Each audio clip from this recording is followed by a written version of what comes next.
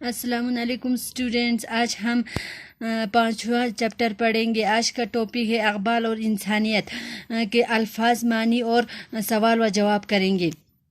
الفاظ معنی: وحدت، ایک ہونا، توحید، فراخ دل، کشادہ دل، خد و خال، شکل و صورت، چہرہ، مہرہ، تحقیر، حقیر سمجھنا، حقارت، بے قدری، مصلح، ہتھیار بند، ہتھیار لگائے ہوئے، معنی خیز پر معنی، صالح، نیک، پارسا، پرہیزگار، رواداری، بے تعصبی، انانیت، خودداری، قلیل، تھوڑا سا، تھوڑا کم، ذرا سا، پوشیدہ، چھپا ہوا، پردے میں، جلیل، بڑا، بزرگ، ابدی، ہمیشہ زندہ رہنے والا، بصیرت، عقلمندی، دانائی، سرفلک، اونچے، خرم، خوش، شاداب، شکر، خند، مسکراہٹ، تبسم، کہکشان، ستاروں کا جرمٹ، عقائد، عقیدے کی جمع، تشکیک، شک میں ڈالنا، بے اعتنائی، بے توجہی، اوچھی، کمظرف، کمینہ، روح پہلی، سفید، کالیداس، ہندی کا مشہور شاعر، حافظ، فارسی کا ایک معروف شاعر، ٹیگور، بنگالی زبان کا شاعر، افلاطون، یونانی فلاسفر، سقراط، یونانی فلاسفر۔ تیسرا سوالات: صالح زندگی کی تعمیر کے لیے اقبال نے کس بات کو ضروری قرار دیا ہے؟ صالح زندگی کی تعمیر کے لیے اقبال نے 2 باتوں کو ضروری قرار دیا ہے۔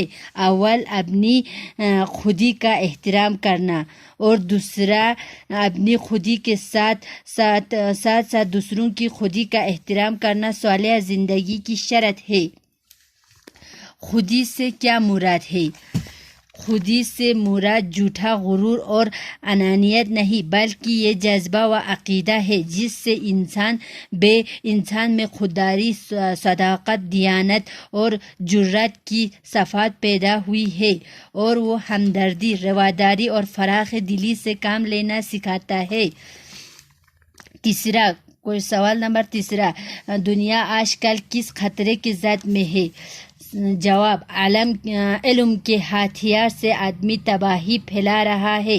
اس علم کے ہتھیار سے انسان اس منزل تک نہیں پہنچ سکتا جہاں زندگی کو سچی مسرت اور اطمینان حاصل ہو سکے۔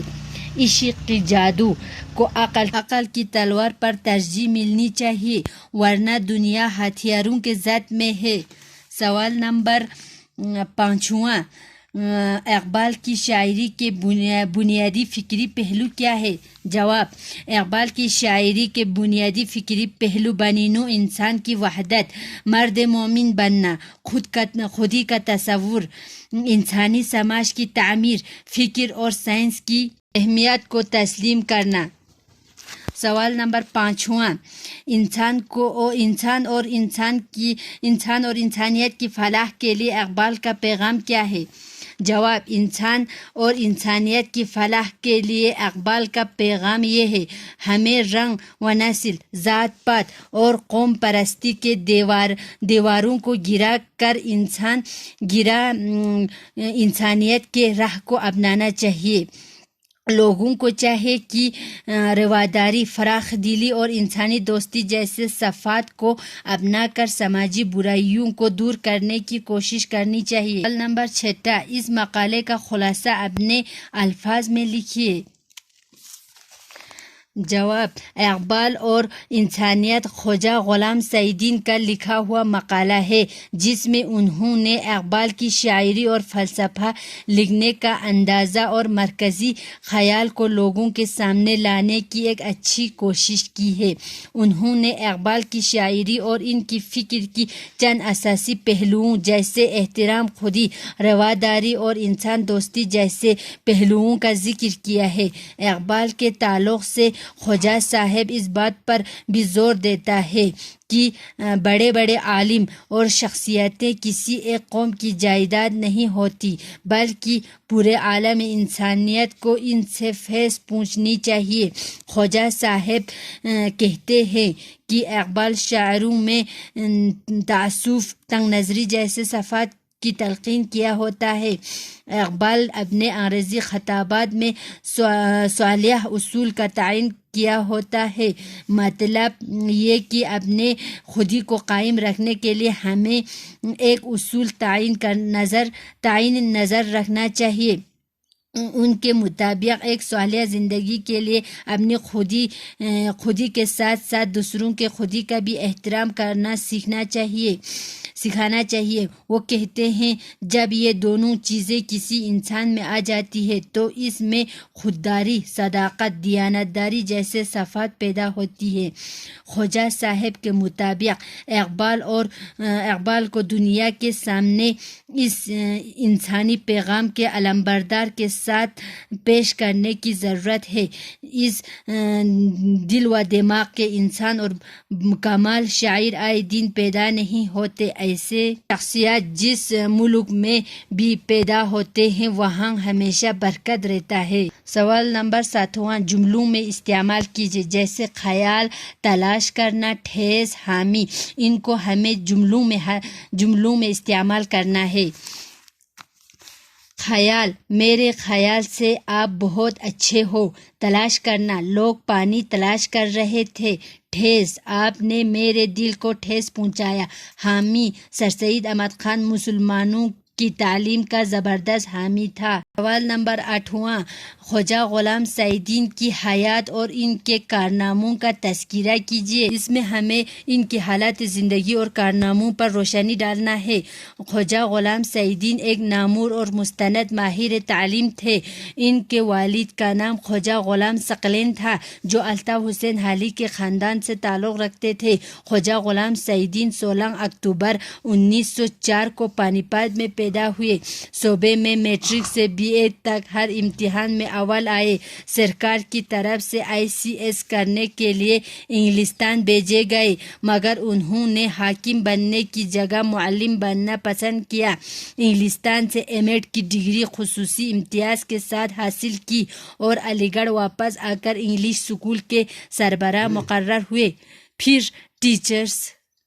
ٹیچرز ٹریننگ کالج کے پرنسپل کی حیثیت سے کام کیا۔ وہاں سے ریاست رامپور میں مشیر تعلیم کی حیثیت سے بلائے گئے۔ اس کے بعد کشمیر میں بھی ناظم تعلیم کے فرائض انجام دیتے رہے۔ خواجہ صاحب حکومت ہند کی وزارت تعلیم کے مشیر اور جوائنٹ سیکرٹری کے عہدوں پر بھی فائز رہ چکے ہیں۔ اس کے علاوہ آپ نے امریکہ کی مختلف یونیورسٹیوں میں بھی مشیر پروفیسر کے فرائض انجام دیے ہیں۔ خواجہ غلام سعیدین تحریر و تقریر دونوں پر یکساں قدرت رکھتے تھے۔ یہاں تک ہے، اس کے بعد یہاں سے پھر سٹارٹ ہے۔ اردو میں روح تہذیب، آندھی میں چراغ، اصول تعلیم، قومی سیرت کی تشکیل وغیرہ ان کی مشہور تصانیف ہے۔ یہاں تک ہے، اس کے بعد یہاں سے سٹارٹ ہے۔ ان کی تصنیف آندھی میں چراغ ان مضامین پر مشتمل ہے جو انہوں نے برگزیدہ شخصیات کی سوانح، فنی اور اخلاقی خوبیوں پر تحریر کیے۔ یہاں تک ہے، اس کے بعد پھر یہاں سے سٹارٹ ہے۔ آپ نے 19 دسمبر 1871 کو علی گڑھ میں انتقال کیا اور جامعہ نگر کے قبرستان میں دفن کیے گئے۔ صحیح جواب تلاش کیجیے۔ سوال نمبر 1، آندھی میں چراغ کے مصنف کا نام آندھی میں چراغ، جیسے ہم نے وہاں پہ پڑھا تھا، آندھی میں چراغ کا مصنف کون ہے؟ ڈاکٹر اقبال، سر سید احمد خان، خواجہ غلام سعیدین۔ جواب خواجہ غلام سعیدین۔ سوال نمبر 2، کہکشاں سے مراد ہے ستاروں کا جرمت، سیاروں کا مجموعہ یا چاند کا چکر؟ جواب ستاروں کا جرمت۔ غلط۔ سوال نمبر تیسرا، مولانا حالی جدید تعلیم کے مخالف تھے، جدید تعلیم کے حامی تھے یا جدید تعلیم سے بیزار تھے؟ جواب، جدید تعلیم کے حامی تھے۔ سوال نمبر چوتھا، افسانہ ایسی نثری کہانی ہے جس میں ایک یا ایک سے زیادہ کردار ہو سکتے ہیں، اشعار کا ہونا ضروری ہے یا پلاٹ نہیں ہوتا ہے؟ جواب، ایک یا ایک سے زیادہ کردار ہو سکتے ہیں۔ سوال نمبر پانچواں، باغ و بہار ایک کہانی ڈرامہ یا داستان ہے؟ جواب، داستان ہے۔